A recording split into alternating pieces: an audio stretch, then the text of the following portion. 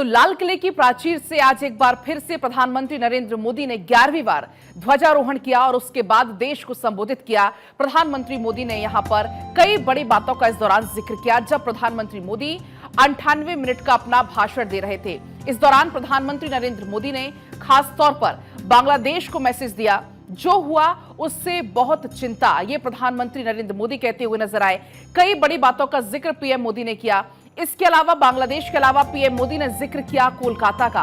कोलकाता की जो घटना सामने आई और उसके बाद कैसे पूरे देश भर में गुस्सा है, आक्रोश है, उसका जिक्र करते हुए पीएम मोदी नजर आए। पीएम मोदी ने कहा कि दोषियों के अंदर डर पैदा होना बहुत ज्यादा जरूरी है। विपक्ष का जिक्र पीएम मोदी यहां पर करते हुए नजर आए। प्रधानमंत्री मोदी ने कहा विपक्ष पर आक्रामक कुछ लोग देश में अराजकता चाहते हैं। भ्रष्टाचार पर क्लियर, उन्होंने कहा कि भ्रष्टाचारियों में डर होना चाहिए, डर होना बहुत ज्यादा जरूरी है। इसके अलावा पीएम मोदी ने यूसीसी का भी जिक्र इस दौरान किया। यूसीसी पर इरादा, उन्होंने कहा कि देश को कम्युनल नहीं बल्कि सेकुलर सिविल कोड होना चाहिए। इसके अलावा पीएम मोदी इकोनॉमी का यहां पर जिक्र करते हुए नजर आए। बार बार जिस बात का वो जिक्र करते हैं और उन्होंने फिर इस बात का यहां पर जिक्र किया कि भारत तीसरी सबसे बड़ी अर्थव्यवस्था जल्द बनेगा। प्रधानमंत्री नरेंद्र मोदी जब लाल किले से भाषण दे रहे थे, अभिभाषण वो दे रहे थे, इस दौरान कई बड़ी बातों का जिक्र उन्होंने किया। बात अगर करें इकोनॉमी की तो बार बार 2047 के लक्ष्य का जिक्र जो पीएम मोदी करते हैं वो जिक्र पीएम मोदी यहां पर करते हुए नजर आए।